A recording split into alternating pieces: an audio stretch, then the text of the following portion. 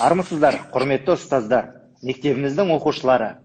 Бүгін біз Алатау ауданы Иштван Қоңыр Мандоки атындағы номері 154-ші мектеп директоры Алмасбаева Қаламқас Қалиқызының қолдауымен және мектебіміздің қазақ тілі мен әдебиет пән бірлестігінің ұйымдастыруымен тіл тағылымы атты онлайн сұхбат өткізгелі отырмыз.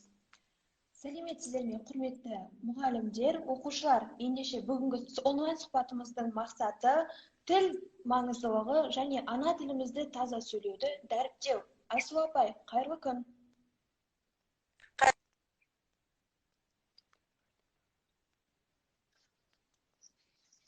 Иә, анық естіліпті. Олай болса, бүгінгі сұхбатымызда қонағын таныстыра өтейік. Естіліп тұр, апай, жақсы естіліп тұр. Бүгінгі сұхбатымыздың қонағы қазақ тілі, тәрбие құралы, эссе оқу, әдістемелік кешендерінің авторы, әлеуметтік ғылымдар магистрі, Батыр бабалар мемориалдық музейінің ғылыми қызметкері Қасымбек Айсұлу Асылханқызы. Айсұлу апай, алтында уақытыңызды бөліп, бізге сұхбат беруге келіскеніңізге сізге көптен көп рахмет. Олай болса, сұхбатымызды бастайық. Тіл тағдыры, ұлт тағдыры. Тілді сүю, ұлтты сүюмен тең десем, қателеспеген боламын. Жалпы тілге деген сүйіспеншіліктің пайда болуы, адам үшін мәні мен маңызы туралы өзіңіздің тіл жанашыры ретінде көзқарасыңызды айта кетсеңіз. Өте жақсы, тағы да армысыздар деймін. Сәтті және үлкен. Енді жалпы адам баласы белгілі бір тілде өзінің жан дүниесін, бүкіл ғұмырын өткізеді десек, ол ешқандай да жалған болмас еді. Себебі кез келген адамның жанындағы ішкі мұңында, сырында, өмірге деген бір құлшынысын, я болмаса өмірдегі бір сәттерді бейнелейтін дүниенің барлығы тіл арқылы көрініс тауып жатады.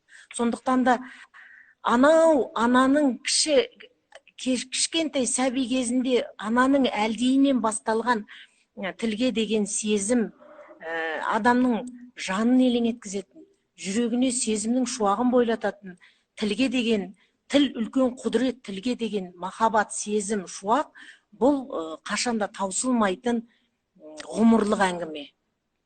Жақсы апай.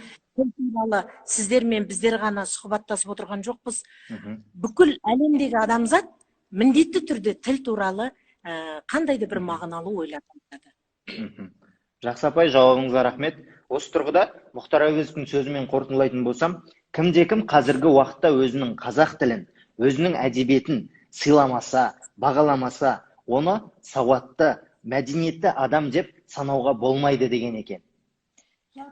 Айсұлу апай, қазақ тілінің жанашырларының бірі, мектебіміздің есімін иеленген бір туар тұлға, мажар Иштван Қоңыр Мандоки туралы не айтар едіңіз? Енді ол Иштван Қоңыр Мандоки бізге шынын айтса аңыз адам болып келді. Біздің, мысалы, менің өзімнің өмірімде ол кісі бір аңыз кетті.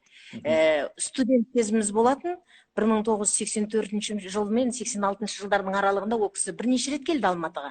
Сонда әлі есімде біз мынау үлкен, ол кезде мына республикалық сарай, Ленин атындағы сарай болатын.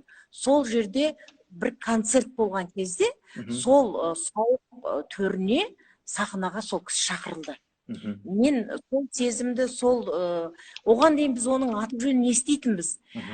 Қыпшақ мажарлар деп сол кісіні көтеріп жүрген, Венгрияда осындай бір керемет тарихи дүниелер бар екен деп, біз жаңағы филология факультетінің студенттері арқаланып, елебеміз қозып, бір көруді аңсап жүргенде, жаңағы кісінің үлкен сахнаның төріне көтерілгені біз үшін бір тарихи сәт болды.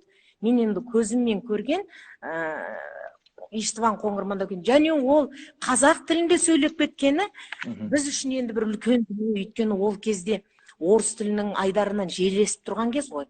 Сонда біз бұл қазақ тілінің құдіретін, қасиетін сезініп, біреулер ынтық болып, оны әкеп өзімізге, өз тілімізде кәдімгі желбіреген тудай етіп тапсырғаны бізге керемет сезім сыйлады.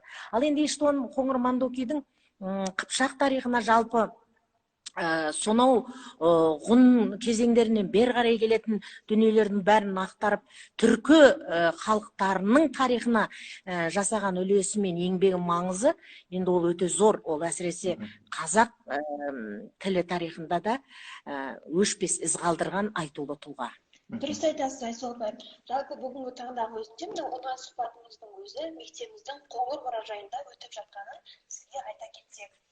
Жалпы айтып жатады, қазақтың тезегі де мен үшін алтын, қазақ менің қандас бауырым, өлсем орным қазақтың жері болсын деп, мажар мен қазақтың арасында алтын көпірді орнатқан, бүкіл Евразия біріксе, басы біріксе, ортақ тілі таза қазақ тілі, көркем әлі бай тіл болу керек деп айтқан Иштван Қоңыр Мандокидің есімі біздің жүрегімізде мәңгі сақталады.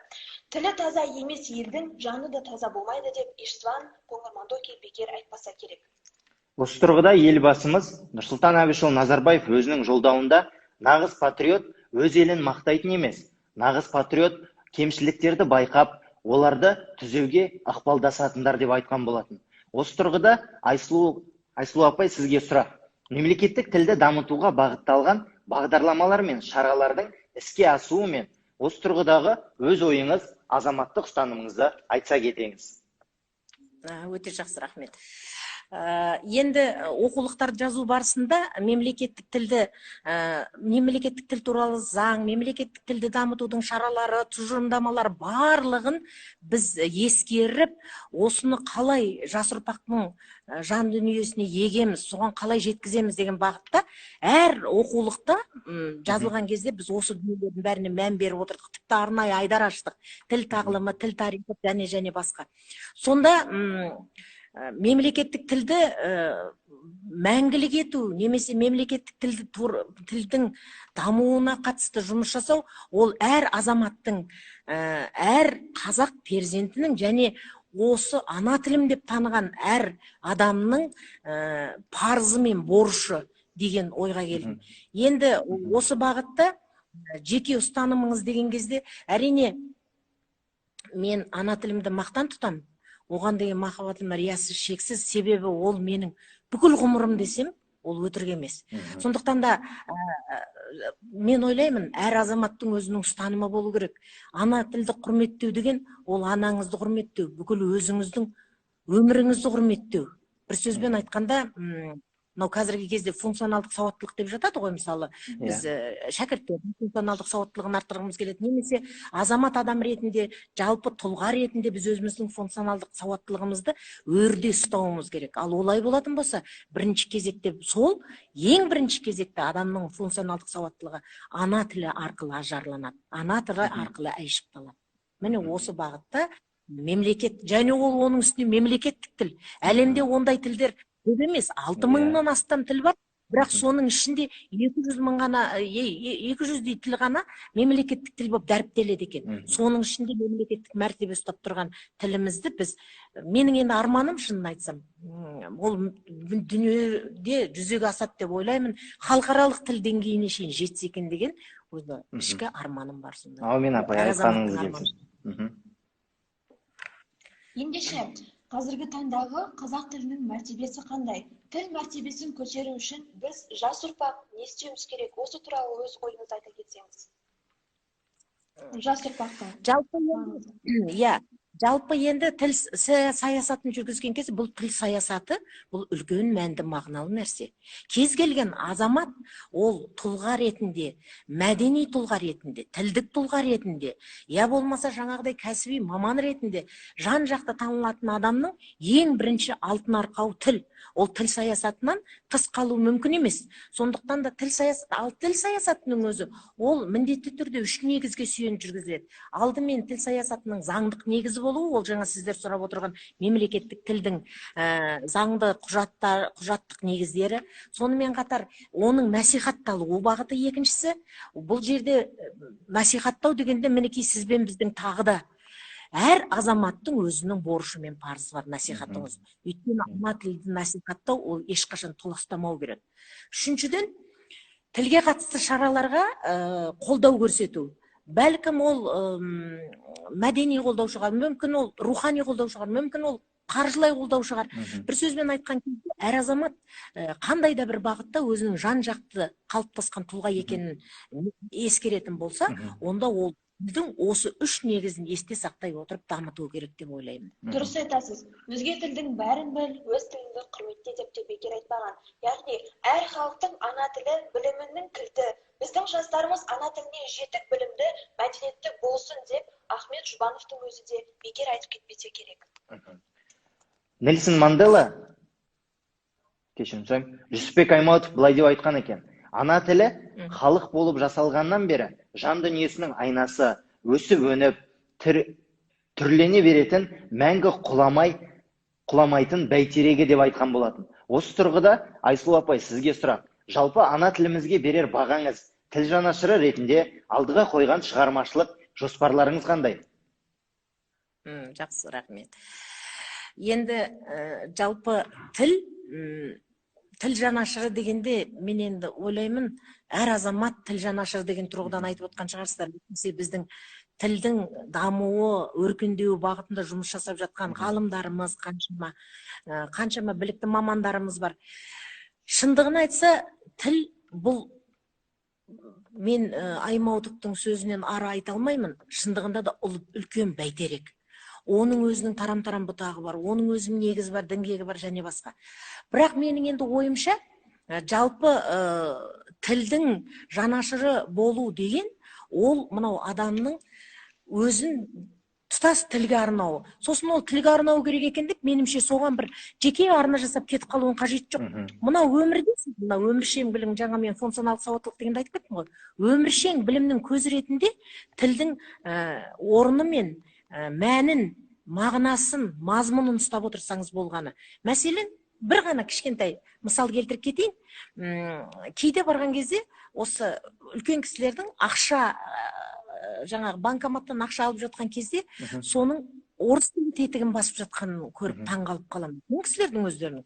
Ал енді жас балалардікі мен енді көре қойған жоқпын. Дегенмен ойлаймын, кейінгілерге айтқым келеді: өзіңіздің тіліңізден бастаңыз, кез келген нәрсені түсінесіз ғой, білесіз ғой, сонда тұрған ештеме жоқ.